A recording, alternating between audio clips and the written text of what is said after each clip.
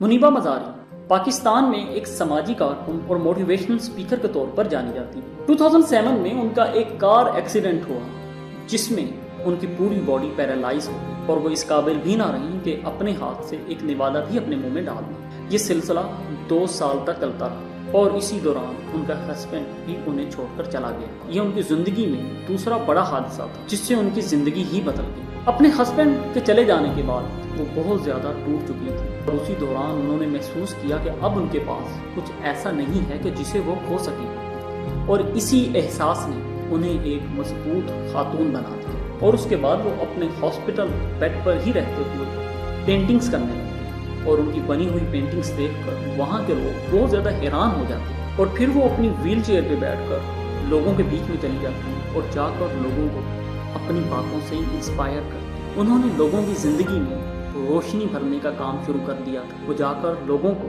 زندگی کا مقصد بتاتے، کیونکہ وہ اپنی زندگی سے کسی چیز کے کھو جانے کے احساس کو جان چکی تھی۔ وہ لوگوں کو بتاتی ہیں کہ آپ کو اپنی زندگی کا ہر لمحہ انجوائے کرنا چاہیے۔ اپنے موٹیویشنل پروگرام اور سماجی کاموں کی وجہ سے آج پوری دنیا میں بہت سے لوگ منیبہ مزاری کو جانتے ہیں، اور وہ جہاں کہیں پہ بھی جاتی ہیں لوگ ان کا خوشی سے استقبال کرتے ہیں، اور آج وہ UN goodwill ambassador for women کے طور پر بھی کام کرتے ہیں۔ اس کہانی سے ہمیں 2 سبق ملتے ہیں۔ پہلا یہ کہ ہماری زندگی میں ہمارے پاس جو کچھ بھی ہے ہمیں آج اس کی قدر کرنی چاہیے، کیونکہ ہم نہیں جانتے کہ آنے والا کل ہماری زندگی میں کیا تبدیلی لانے والا ہے۔ دوسرا یہ کہ اگر آپ کو اپنی زندگی میں کوئی ہیرو نہیں مل رہا تو وہ ہیرو آپ کو خود بننا۔